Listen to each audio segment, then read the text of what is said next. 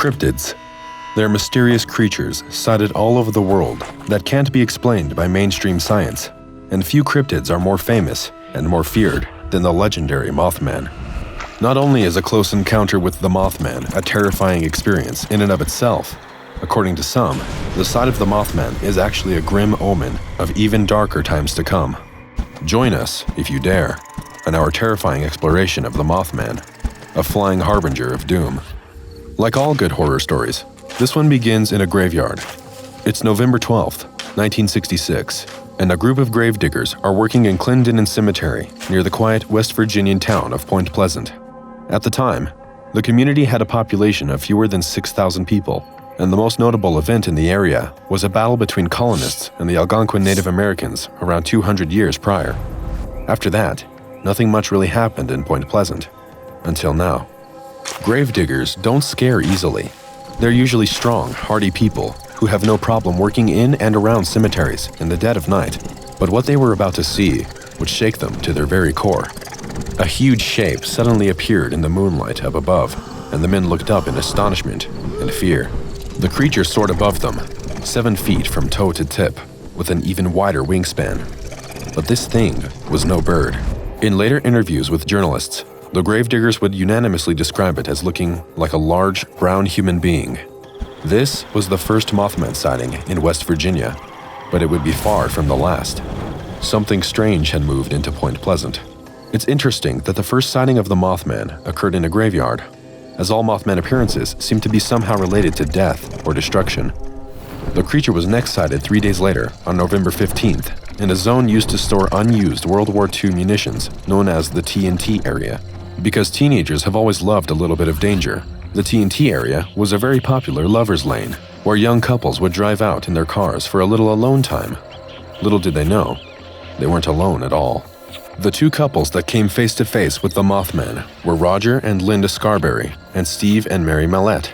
They were kissing in the TNT area while listening to music when a huge, dark figure appeared in front of their cars.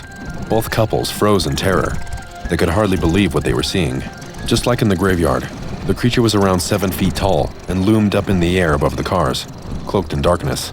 But this time, it had a 10-foot wingspan and glowing red eyes that they felt boring into them. It was terrifying.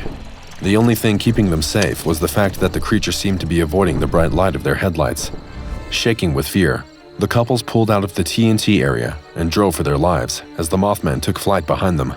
The way the monster flew was later described as being more like a helicopter than a bird. It just elevated vertically into the sky. The creature gave chase, swooping after the cars at incredible speeds. It was only when the cars reached the outskirts of town that the Mothman gave in, landed, and scuttled away. The couples would later report that the creature was much clumsier running than it was in flight. All 4 of the witnesses managed to escape their encounter, and it was when they reported it to local authorities that the legend truly began. A local newspaper, the Point Pleasant Register, ran an ominous headline on November 16th. Couples see man-sized bird creature. Something. It perfectly illustrated the sense of deep confusion spreading out over rural West Virginia. Though it was actually an unnamed newspaper editor from Ohio that first coined the term Mothman, believed to be in reference to a Batman comics villain known as Killer Moth. Whether it was due to a case of mass hysteria or a sinister creature on the prowl, Mothman sightings were on the rise in the days after the attack. A few volunteer firemen reported a freaky encounter, claiming they saw what looked like a huge bird-like creature with glowing red eyes. Many locals found it hard to pry their eyes away from the sky at night, looking for that telltale shape of the Mothman up against the glare of the moon. Perhaps one of the scariest possible Mothman incidents was reported by a man named Newell Partridge, a resident of the nearby township of Salem, West Virginia. He was at home one night, watching television, when suddenly his TV encountered some strange interference, like a kind of signal intrusion. When he turned off the TV, he heard a frightening screeching sound outside his home. He got up and went outside to investigate, only to see a pair of glowing red eyes staring at him from the darkness. Partridge ran back inside, horrified by what he'd seen. But something was wrong. His dog wasn't inside. Partridge searched everywhere over the following days and weeks, but the dog was never found. To this day, many speculate that it was devoured by the Mothman. In the absence of solid facts, rumors and speculation about the entity began to spread. Where could this monster have come from?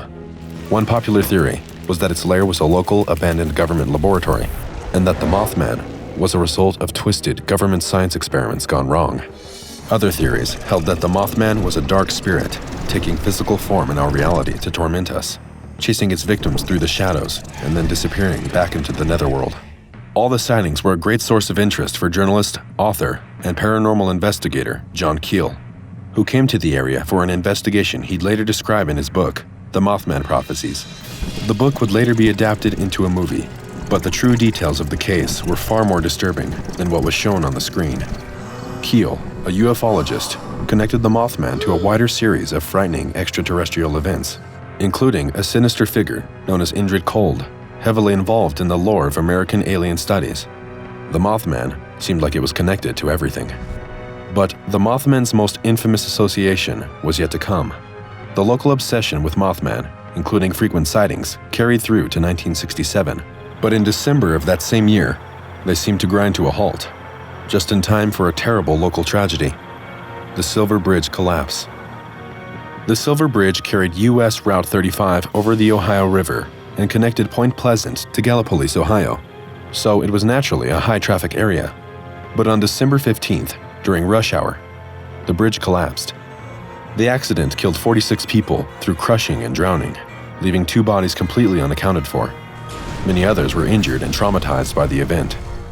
The reason for the collapse was a faulty I-bar suspension chain, which had been poorly maintained over the last few years. But thanks to the suspicions of John Keel and a number of others, people began asking, were they being warned? It became a popular theory that the Mothman was a kind of omen for disaster, a harbinger of doom. Its sporadic appearances over the past year, which ceased after the bridge collapsed, were all just a prelude for the incident. The one thing nobody could figure out was whether the Mothman's presence caused the bridge to collapse, or the impending disaster lured the Mothman into the vicinity.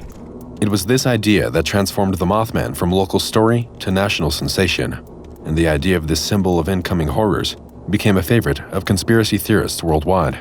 For example, shortly before the Chernobyl nuclear disaster, some reported sightings of a large bird-like entity with red eyes, dubbed the Birdman of Chernobyl, looming over the doomed nuclear plant.